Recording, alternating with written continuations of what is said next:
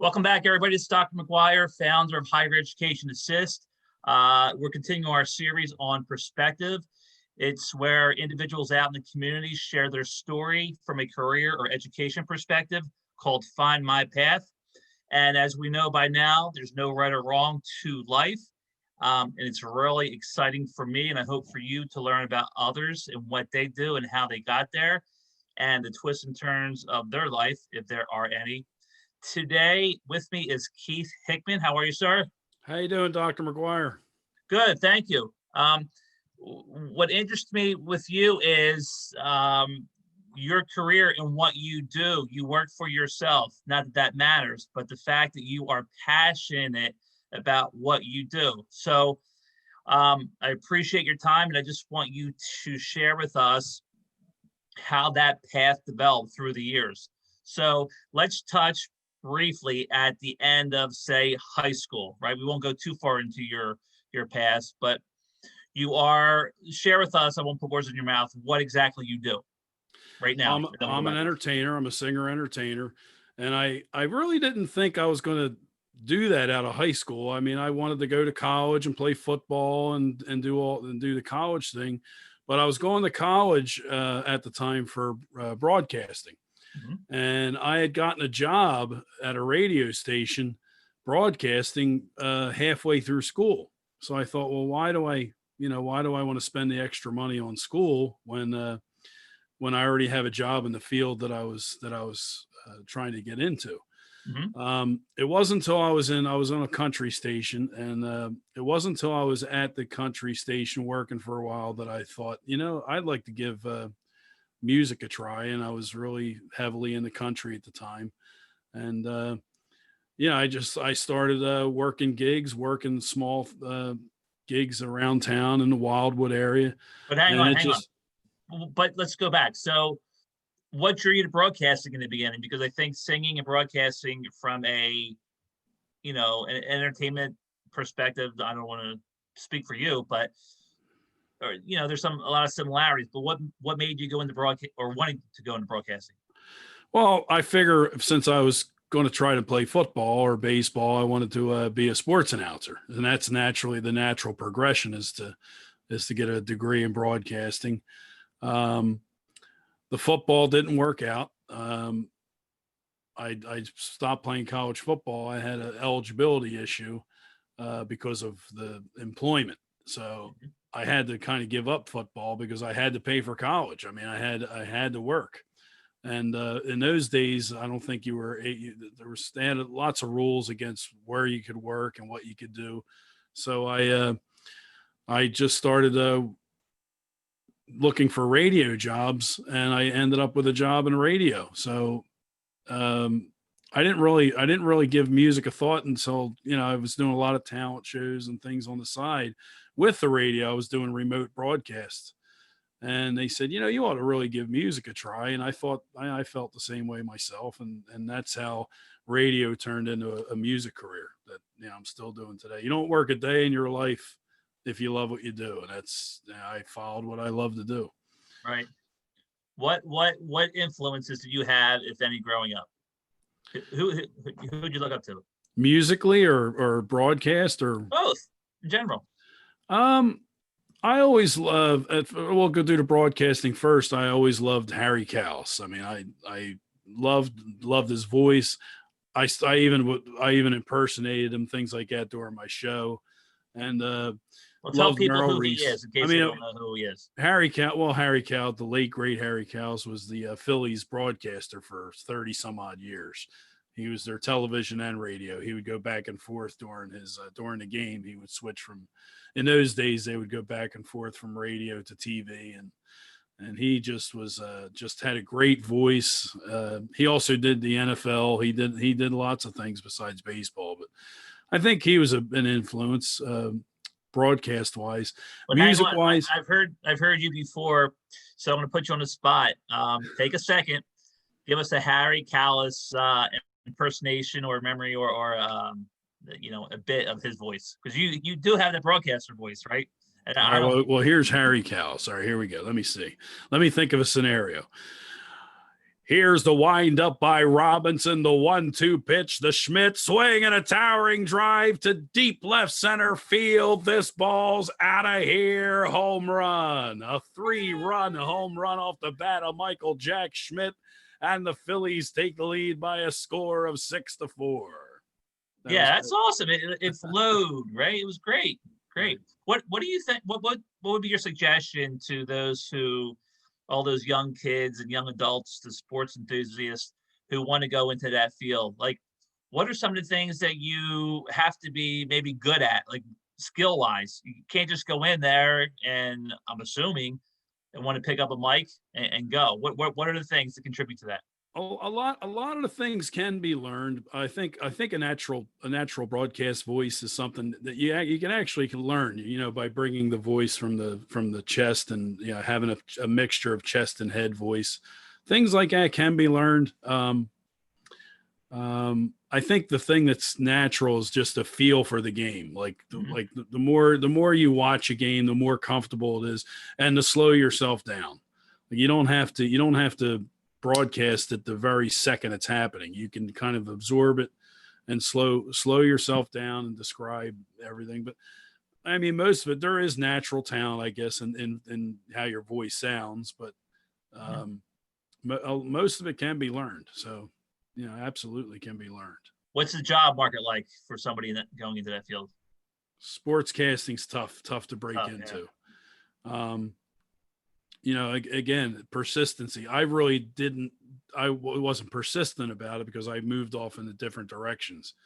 But I feel like I would have had a really good chance to I knew the market. I was in radio, but I just made a conscious decision to leave radio completely. I haven't been on the radio in 25, 30 years. I mean, I just left it completely for music.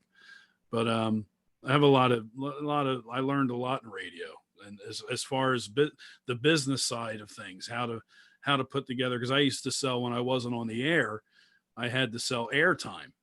Oh, wow. It wasn't just go on the air and everything. And when you're done your show, you're done. When I was done my show, I had to go sell ads. I had to sell airtime. And is that common for on-air personalities to do a dual role, to sell sponsorship? In most stations, most markets, yes. The really big guys, like on maybe WIP or something, they probably don't. Your bigger stations, the personalities probably don't do those things, but all your other little markets, they're absolutely you wear more than one hat. Okay. All right. So you transition from the broadcasting field, right? Ups and downs in that on that level. School took a little bit of a downturn, right? You then transitioned to branding yourself, marketing yourself, because, correct me if I'm wrong, you don't work for anybody technically, right? It's your own business. Yeah, no, I mean, I got a 1,000 subcon. I'm like sub myself out. So no, technically no one boss now, which is a good thing. Right. Okay. Yeah. So some would say, it's great. You didn't go to college, finish school for that, although you did some of it. You're doing well, right? Possibly without school. So what drew you to music, though, specifically? Well, like I said, I'm in radio. I'm doing broadcasts. I'm going to all these line dances, and I'm broadcasting from them. And I'm seeing the bands, and I'm saying, God, I know I always could sing. I was in plays and stuff like that. And I thought, I'd like to do that, And the money's very good. I mean, the if you get constant work, you can make a really good living in music. And the big misconception is I had to become a star.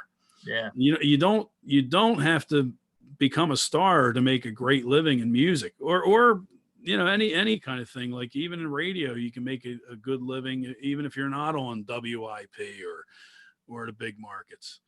So you're saying like make it big in like Nashville or something like that, right? Right. Which was my goal. I mean, I set out to do that, and I got to sing background for a lot of Nashville stars and stuff. So it was, that paid off too, getting the opportunity to do that. Yeah. So was it easy for you to stick with that for a second? Was it easy for you to rebound, I guess, when you didn't make it big, according to how you put it, and to go back to fall back on, not, back to your own world, I guess. Right. Well, when you're in Nashville and you're hobnobbing with, you get a little starstruck, you see, God, you feel like you're right there. But going back for me wasn't hard because I really enjoyed it gets back to loving what you do.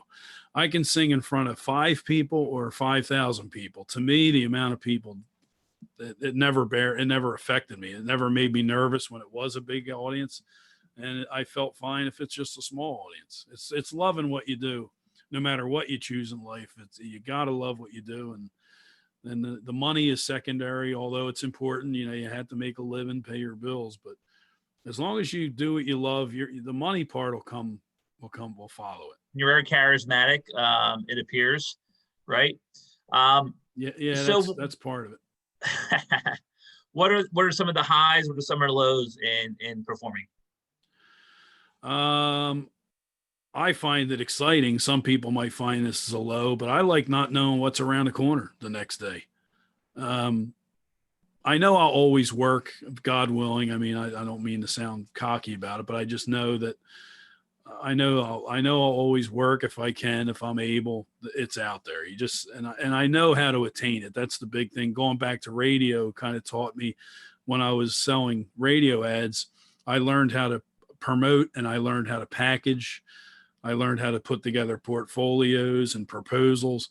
That's the business part of music is 80% of it. Is it a little hard to tout yourself in music? It's a little challenging because nobody wants to talk about themselves. It's always nice to have somebody to do that for you, but it's not necessary. I mean, there's ways that you can word things and ways you can promote yourself without sound like you're, bragging upon yourself. You just have to put it in different ways. Yeah. And, just I can't stress enough the business end of what I do is just as important as the singing. You got to be a good businessman. All right. So what are the downfalls? Some of the downfalls. I never say negative, right? Because that's downfalls. You got to work most holidays. I do a lot of retirement homes and or nursing homes or all, they're all called different things today, but it's the elderly. And a lot of times, like on Christmas, I'll do a show at one of these facilities. Well, not, this year's a little different naturally, but normally my holidays are spent working, but I do an hour or 2 hour show. That's all. It's not a lot. It's not a big drawback, but it's something that you're not off holidays. And if you have kids or anything, that's a little bit of a challenge. It's like retail, right? Right. Yeah. If you're working at a department store on Black Friday, you're working, or you're on Thanksgiving. Yeah. It's the same thing. Yeah. So how many years have you been doing this now? Professional singer, probably about 33. Wow. I was kind of doing radio and music both together for a while, but then when I started getting more and more work and music, and you have to stay up late at night, obviously, the radio became hard because I was getting up at the crack of dawn with the radio. Mm-hmm. So yeah, I had to definitely choose, but it was it was about 33 years I've been doing this now. Wow. What do you think has changed now compared? What has changed now if a young adult wants to go into the industry? What do you think has changed? On the negative side, what's changed, and there's not much negative. The one negative is it's you used to be able to, it was more direct. You could feel it, you can grab it. It was more. What does that mean? Today's tools. What do you mean you can feel and grab it? What do you mean by that? It was a lot easier to contact the person you needed to contact. Now it seems like there's a whole lot of different red tape and things like that you have to go through. But the positive is with emails. If I would have had email when I was starting out, or just being able to do this, to look what we're doing, right? It would have made. I mean, somebody starting off today with these tools. Right? Should do well. I mean, if you're as long as you know the business, it is a business. It's not, it's not just about singing. You have to get out there. You have to get your packages out. But even now, you don't even need physical packages as much, like these big folders, and that was a big expense putting together CDs. And Mhm. now you can just email them a clip of you Yeah. singing somewhere. Mhm. Or it's there's a lot of advantages today that I didn't have, but you have to utilize them. Right. You also told me you did a couple anthems at games, national anthems. At the Eagles, yeah, back in the Okay. '90s. It's been a while, Well, but that was exciting. oh god, it was great. It was Yeah. fantastic. So how would you get That picked to was do that was that? the one time where you do get a little nervous, because it's doing an anthem is different than singing in front of a large audience where there's commotion and there's different things to take away from they're not paying 100% attention to you. I Mhm. mean, at a concert, it's just there's a lot of diversion, where in the anthem and in a concert, they're watching other musicians. There's more people up there than just yourself. The Mhm. anthem, 75,000 people looking directly at you, and they're dead silent. That's the weirder part. Yeah, yeah, yeah. So when you walk out and 75,000 are watching you and it's dead silence, that's a little different than doing a show. Right. How do you get picked for that? How does someone get picked to do that? Back in those days, now the Eagles have auditions, and I mean, a couple thousand people go to these auditions. Back when I did it, I just sent them a tape. That's what I mean about how it was more, I really wasn't clear on that. It was more direct, more contact with Personal, one. right? Personal. Yeah, more personal. There was more one-on-one. It was just one guy who decided this. Now we have committees that decide everything. And his name was Arlen Saylor. He used to do all the pregame announcing. He wore a green jacket on the field. I'm talking late '80s, early '90s, and his name was Arlen Saylor. I sent him a tape, and he loved it. And he said, "Hey, Keith, you want to come down and do the anthem for us?" And that was it. All of a sudden I'm eating dinner with Stan Waters and Merrill Reese Wow. before the game. It was wild. Hmm. Yeah. But so let's segue into this for a second. To me, it seems there's a lot of networking in what you do, Oh right? God, yeah. Okay. Tons of it. So you seem like an outgoing guy. If we took 100% of your business, break that down. I know I'm putting you on the spot with this. What percentage would you say is networking, you performing, you marketing yourself? Without being too specific, but what would you say the percentages are? Marketing while you're performing and networking, and Yeah. when you're not performing, it's 100%. I mean, it really is. I mean, you have to now. Does the phone ring? Yeah. I mean, I remember when I first started out, I had to pick up the phone and I had to make these cold calls and really pound the doors down. It's a little easier now because I'm playing in a lot more places and more established. So now I get a lot of work that does come to me, but it was a result of networking. I mean, Mhm. doing all that early work, but it does get easier. Yeah. So as beneficial as, say, email is today, it could also go the other way, right? Because emails are so impersonal. If you Right. have a great personality such as yourself, And that's touching back to how what I was describing earlier is being you're dealing with one real person. That was, that was good back then. How that worked. It was a lot easier to, and they gave you a straight answer, But now, I mean, for like restaurants and bars, it's usually one person, and they yeah, usually have a contact. manager or somebody like that. But when you're dealing with corporations and stuff, it's a little bit more tricky. There's well, I have to run it by this guy, and Mm, he has to run it by this girl, and the red before tape, right? right, right. Trying to make my thing move here as much. Yeah, no, I hear you. So, are there any projections, any goals? Like, if we just say the next 5 years, what does that look like for you? Well, I hope everything gets back to normal. I've taken personally a really big hit with the COVID. Obviously, you can't go into a senior home. That became a big part of my work because I mean, I do the restaurants and I do the clubs and the casinos, but they've been closed too. So It's been a challenge being a musician, and that's everybody, anybody in entertainment, actors, musicians. This has been a tough challenge. So Right. you just have to, hopefully, when things get back to normal, which I think they will. I'm Hmm. confident they'll definitely get back to normal. But when they do, I mean, it's been very good. I can foresee this going on until I can't do it anymore. Good. Good.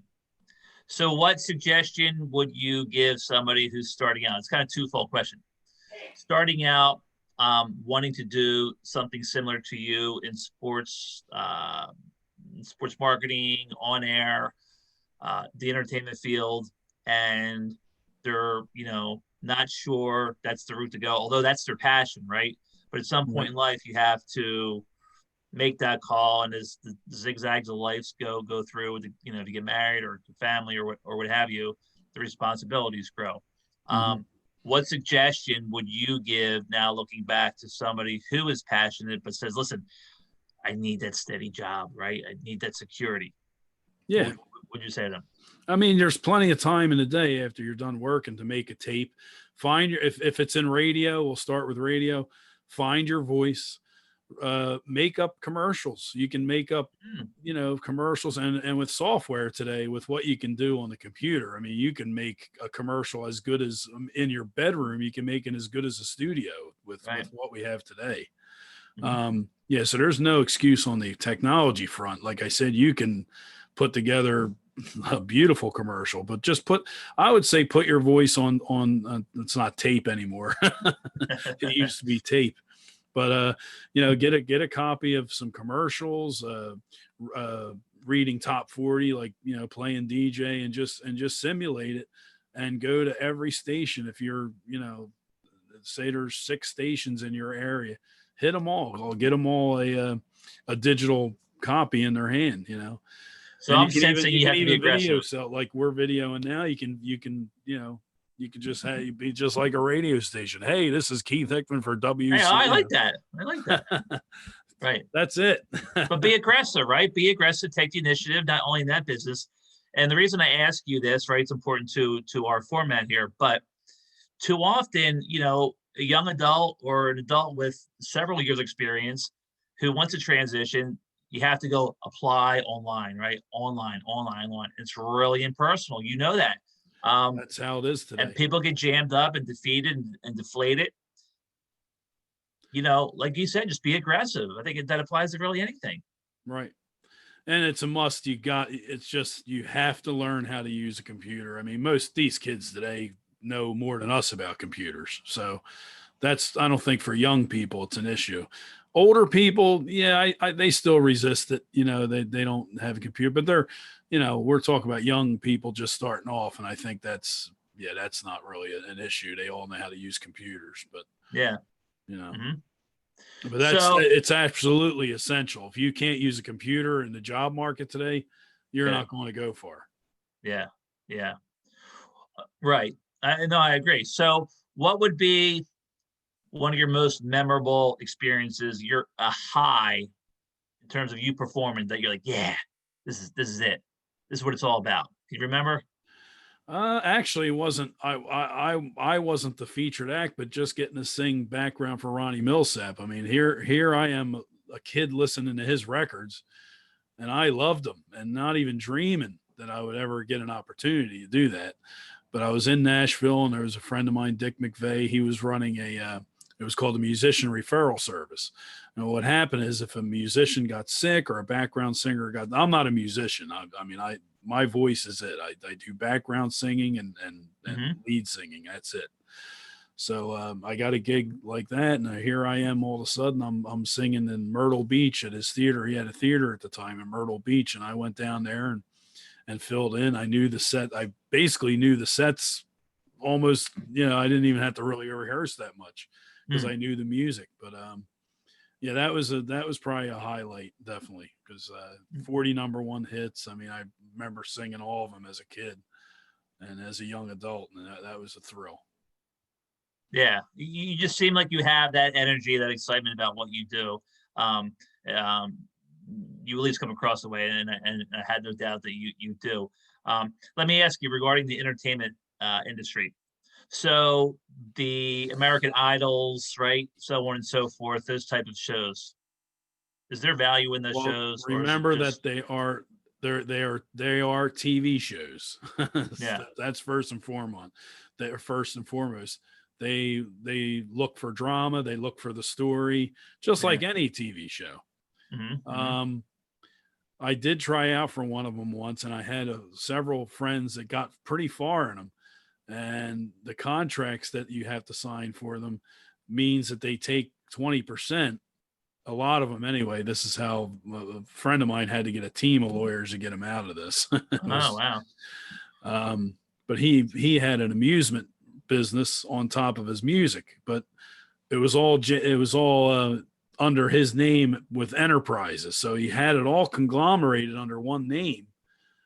Such, I don't want to say his name, but such and such enterprises, and they try to get 20% of his amusements, which Wow. because he used to do carnivals, and he owned a lot of amusements, and he had to really battle to get out of it. So you gotta, I think if you're a kid and you have nothing to lose, Right. it's probably fine, if Sure. you're young. But I already had an established career, and I didn't want to give 20% away for something that's, yeah, it's a TV show. Yeah. And if you don't win it, and you got to understand, they'll say you'll win $1 million recording contract. Hmm. That's, listen to the language. That's not $1 million. That's $1 million recording contract. That means we're going to charge you $1 million to record you a record. Basically, it's not $1 million. So you got to watch how things are, especially in entertainment. You got to look at the fine print. Yeah. Yeah. Now I asked you before, who you was a role model, I guess, but not really, but of an influence.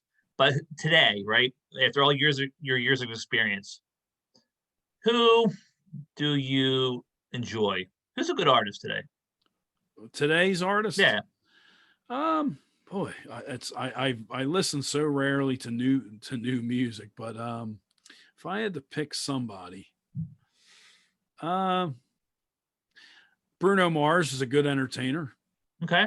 Uh, I think he brings a lot with his entertainment.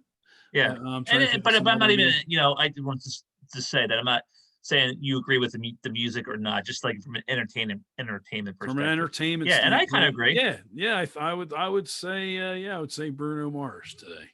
because you look back at the Super Bowl He's he not did, really today. right? He's not really today anymore, though. Oh, I know, but we're gonna go back 20 years, right? Right. Yeah, yeah. Yeah. Cool, cool. Mm. Um, what else can you add to your passion, right? That I didn't ask, right? I don't know. Is there anything you can add? Um, that if it's your passion, no matter what it is, you'll find a way to do it. If you're really serious about it, you'll find a way. There might be more than one way. There could be a lot. There's no one set you have to do it this way, especially in entertainment. I mean, there's a lot of different avenues. Like I'm what? What else? What else would there be? What other options? um voiceover work. Yeah, There's a ton of voiceover work. You don't even, commercials. the funny part is I've never done any of it. Wow. And everybody's always, oh, you should do this voiceover and that voiceover. I've always enjoyed the live shows more, but there's a lot of opportunities. There's a lot of opportunities behind the scenes that are just as fun. I enjoy being a background singer more than the lead singer, honestly. Really? Why is that? I think melodically it's more fun. It's more, I just like singing those upper registers and those more complex harmonies. It's more challenging and it's more fun to me. I Yeah. mean, I never had to be in the middle of the spotlight. As Mhm. long as it's good music and you're contributing to that, that's all I ever cared about. That's a whole nother element, and we won't touch on that. But I can see, in my opinion, some artists, it's all about them and Right. that ego, right, and what have you. But that's a whole different story. And a good No, band, a really good band has to be a team. You have to be a team player. Um, because you're not going to get that good. Like when you see a Queen, and they've had their fights and differences, or Sure. AC/DC, or any of these iconic Journey had a lot of drama in their band, but in the end, you got to be a team, and Yeah. there can't be one person or one prima donna, Hmm. because it does take a team. And even if you're a solo artist, like say you're a solo artist and you just have a band, hired from your label or hired from your manager, you still have to have a big connection for it to come across the audience like it. Hmm. Because an audience can spot a fake in a second. Yeah. They can. Yeah. I think you have a great voice. I think even the voiceover piece would be great, but what do I Someday know? I'm not ruling it out. I Yeah. like to try Yeah. to get into it, really. So I'm going to put you on the spot. Uh, would you be interested in showing us what a great voice you have? Well, we did Harry. What do you mean? Like singing voice or announcing Singing voice? voice. Yeah. All right, I better turn I this hate to microphone put down. people on the spot, but I figured what the heck. Okay. Well, I'll do Heat's off me something. now, so I'm going to turn this mic down because I don't want it to spike on you. okay. I get a bit loud. I got an operatic kind of thing going on, but I'll do one that I love by Sammy. I'm going to go old here, All and right. I'll do a little We'll, piece at the end we'll of say like Sammy 30 Davis. seconds. 30 seconds. Okay. Why can't I fall in love like any other man? And maybe then I'll know what kind of fool I am. Nice. Nicely done. Right. I heard you get wild too with some crazy, not crazy, but just I don't even. AC/DC. Oh, whatever. But so you can multitask, right? You have a I'm lot of glad you brought diversity. that up because that's a big. I think if you're going to be an entertainer let's say you're not, you don't want to be a big star or nothing, but I think to work a lot, and you can make a hell of a living. So to work a lot, you have to be able to do a lot, because in a bar situation or a night lounge or a club, you're going to have walks of all life. They're going to love Sammy like I just did, or they might not. They might want to hear Journey, or they might want to hear AC/DC. I was blessed. I'm very lucky. I can kind of mimic those people and impersonate them. I don't really do impersonations as for say dress up like them, Yeah. but I mimic their voice. Hmm. And that's been a positive, like a big thing, like to get me a lot of work, is being able to do that. But yeah, the more, I would say, for somebody starting out, the more different genres of music you can do, the more successful you'll be in a nightclub Right. Yeah. situation. Cool. So share with us as we wrap it up your website so we can reference more about you. It's KeithHickmanLive.com. Keith Hickman Live. You can sample music. There's a few videos, not a whole lot of video content, but there's some videos. All the about info, how they could contact me, all the other stuff, and different people I've worked with. There's photos and stories, and So just KeithHickmanLive.com. and more importantly, my schedule. Yeah. You can look Yeah. if you can look at the schedule and see if I'm in your area. Yeah. So just for the record, for people that are watching, I did ask Keith to send me some pictures, but prior to this, he was out golfing. So we had to we had to prioritize today, but that's okay. Maybe at a different time. Well, Keith, I appreciate it so much. It's a different perspective again. Unique in my opinion. Your voice is your brand, and I wish you much success today and in the future. And maybe I'll come out and see a show. You're not too Definitely. far. You're not too far from me. Thank you very much, Dr. McGuire. All right. Till next time, Keith. Be good. Thank you. You're welcome. Thank you.